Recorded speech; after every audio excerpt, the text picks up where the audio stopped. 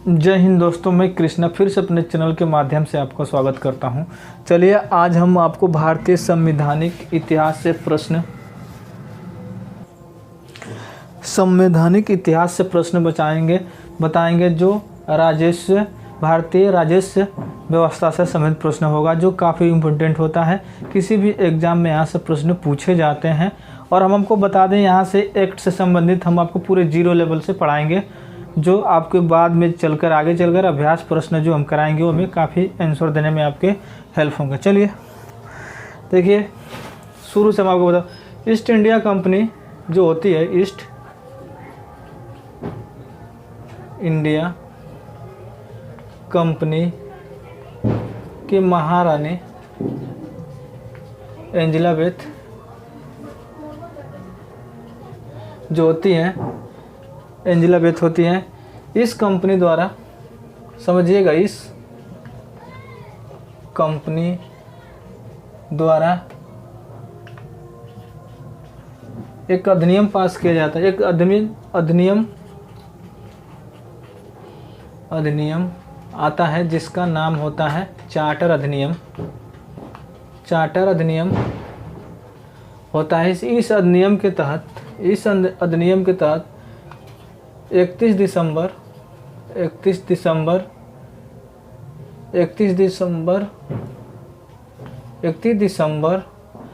1600 ईस्वी में इस अधिनियम को शाही चार्टर के नाम से जाना जाता है। शाही चार्टर के नाम से जाना जाता है। इस शाही चार्टर जो होता है, इसके अंतर्गत कंपनी के 15 वर्षों के लिए भारत एवं दक्षिणी एशिया के कुछ जगहों पर व्यापार करने का आदेश दे दिया जाता है। इस कंपनी के द्वारा, इस शाही चार्टर का अधिनियम के द्वारा, जो 31 दिसंबर शाही चार्टर जो आता है 1600 ईस्वी में ईस्ट इंडिया कंपनी की तरफ से, उसके माध्यम से इसको कंपनी को कुछ एशिया और भारत के देशों में व्यापार करने का दे दिया जाता है, व्यापार करने का आदेश दे दिया जाता है। उसके बाद क्या होता है,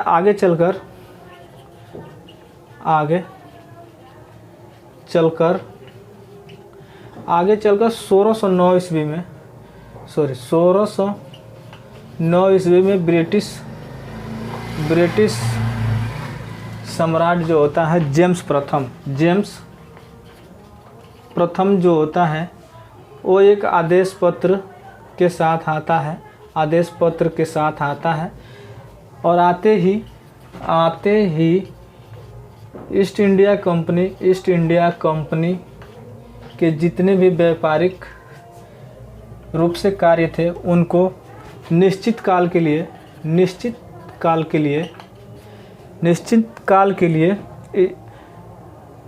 एकाधिकार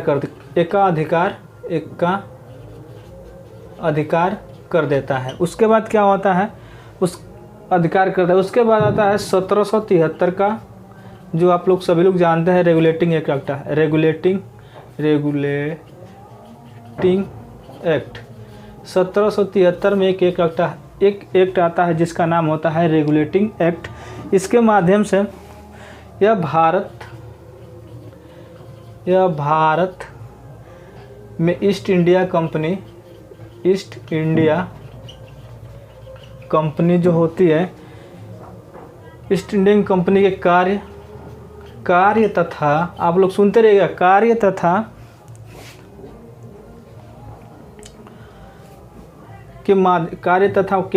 तथा इसके माध्यम से तत्कालीन ब्रिटिश प्रधानमंत्री जो होता है,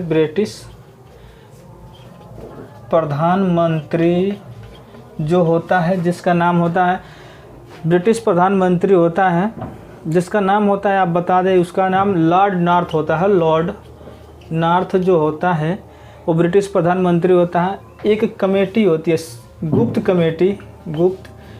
कमेटी यानी कॉलेजिया समिति, गुप्त समिति की सिफारिश पर इस एक्ट को लाया जाता है। इस एक्ट को लाया जाता है जिसे सीक्रेट कमेटी कहते हैं। सीक्रेट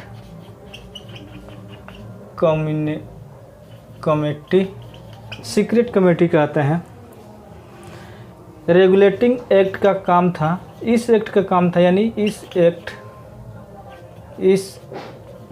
एक्ट का काम था कंपनी के कार्य और राजनीतिक तौर तरीके में सुधार लाना। कंपनी के कार्य था इस राजनीतिक तौर तरीके में सुधार लाना। इसके बाद क्या होता है, सुधार लाना और नियंत्रण करना, इसके कायदे कानून पर नियंत्रण करना। आप लोग इसे समझ लीजिएगा, इस रेगुलेटिंग एक्ट का मतलब यही था। उसके बाद क्या होता है, इसी एक्ट द्वारा भारत में प्रशासन की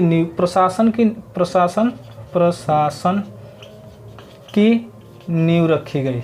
इसी एक्ट द्वारा शासन की नींव रखी गई।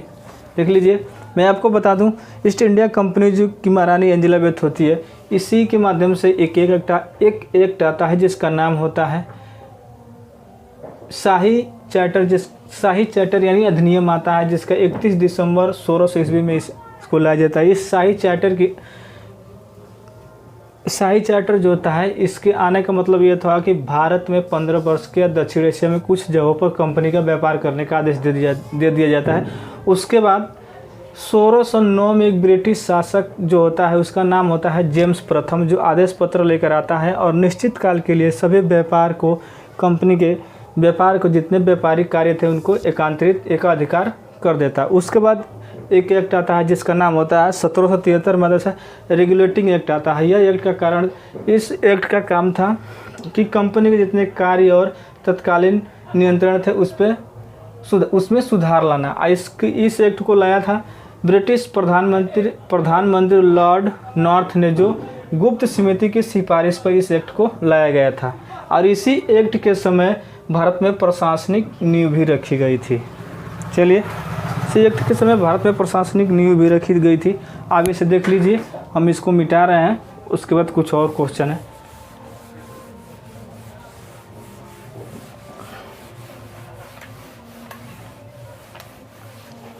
इसके बाद हम इसके अभ्यास प्रश्न पर भी जाएंगे। नींव भी रखी गई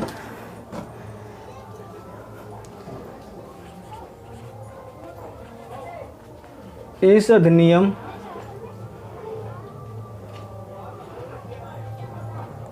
के प्रमुख प्रावधान भी थे।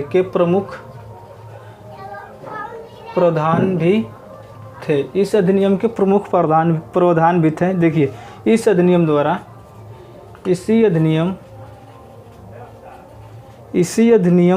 द्वारा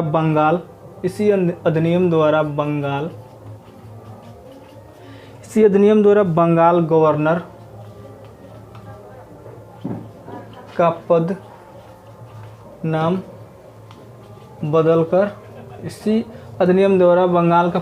बदलकर गवर्नर जनरल कर दिया गया था। गवर्नर जनरल कर दिया गया था।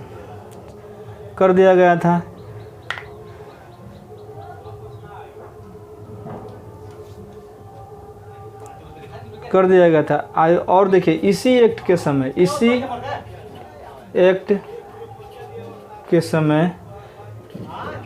4 सदस्य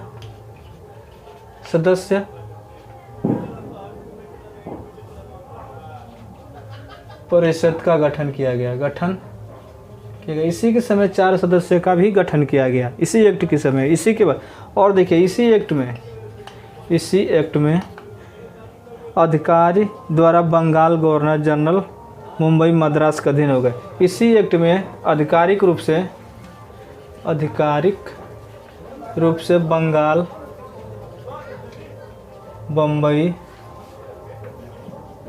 मद्रास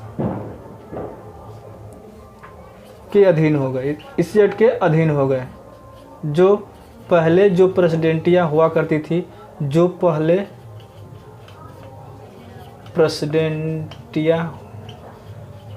करती थी, वो अपने में स्वतंत्र थी, अपने में कार्य करने के लिए स्वतंत्र थी, लेकिन जब से ये रेगुलेटिंग एक्ट आया ये सब पे एक अधीन कर, यानी उसी एक्ट के अधीन हो गई। उसके बाद क्या हुआ, इसी अधिनियम के समय, इसी अधिनियम के समय 1774 में इलाहाबाद, 1774 ईस्वी में कोलकाता सुप्रीम कोर्ट की स्थापना किया गया। इसी के अधिनियम में स्थापना किया गया, सुप्रीम कोर्ट का स्थापना किया गया। चलिए देखिए,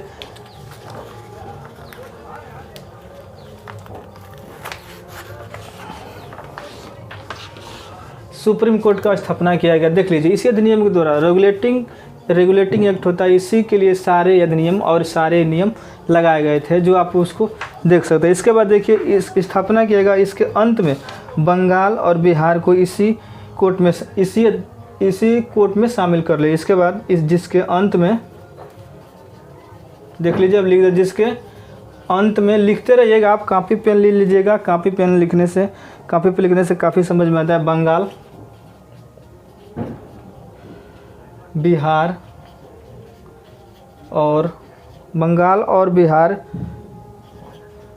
उड़ीसा भी शामिल हो गए, इसमें शामिल हो गए। और इसका प्रथम न्यायाधीश कौन बने, इस सुप्रीम कोर्ट का प्रथम न्यायाधीश बने सर, प्रथम न्यायाधीश कौन बना, सर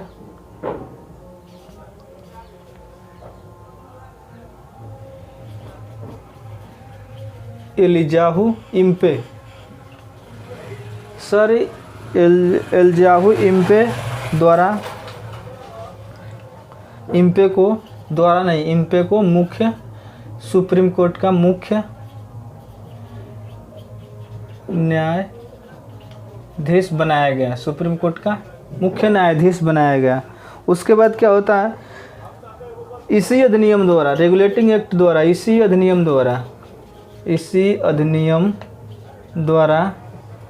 अधिनियम द्वारा कंपनी के कोई भी कर्मचारी, कंपनी का कर्मचारी लाइसेंस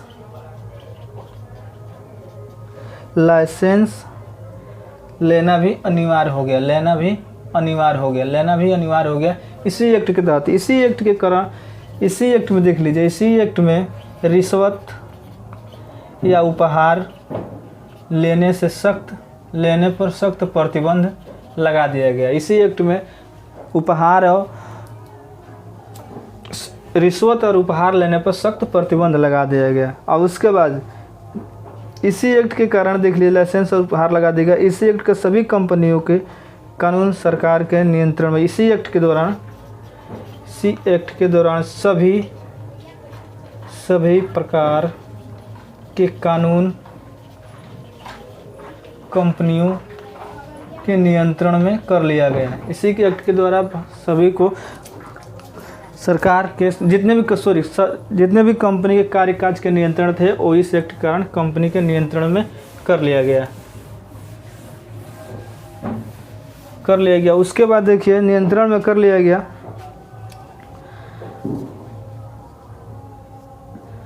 इसी एक्ट का सभी कंपनियों के कार्य कानून अपने नियंत्रण में। इसी के राज्य से नागरिक और अन्य मामलों की जानकारी ब्रिटिश सरकार को देना आवश्यक कर दिया गया। देख लीजिए, इसी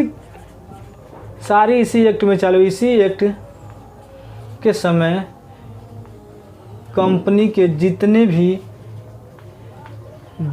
भी कार्य और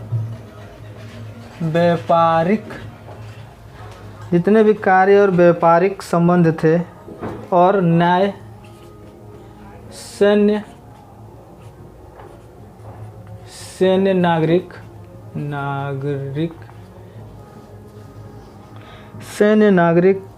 और अन्य मामलों को ब्रिटिश सरकार को जानकारी देना अनिवार्य कर दिया गया, अनिवार्य कर दिया गया। सॉरी, देख लीजिएगा, मेरे साउंड को ज़्यादा सुनने की कोशिश कीजिएगा क्योंकि मैं जल्दी जल्दी थोड़ा लिख रहा हूँ। इसी एक्ट के समय कंपनी में जितने भी कार्य कानून और जितने भी सैन्य, नागरिक और अन्य मामलों की होता था वो ब्रिटिश सरकार को बताना यानी सूचना देना जरूरी यानी अनिवार्य कर दिया गया था। इसी एक्ट, रेगुलेटिंग एक्ट के समय ही कारण से अनिवार्य कर दिया गया था। उसके बाद क्या होता है,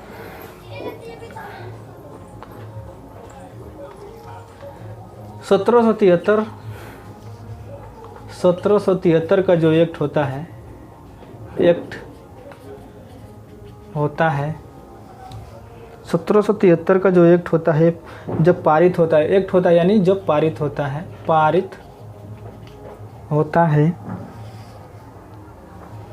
तो इसका उद्देश्य यही था, इस एक्ट का उद्देश्य यही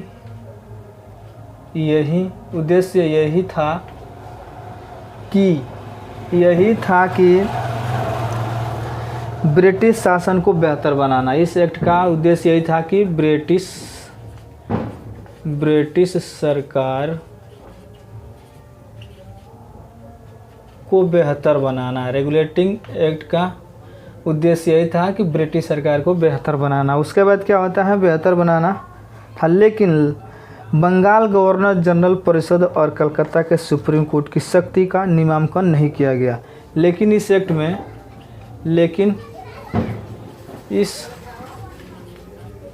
एक्ट में बंगाल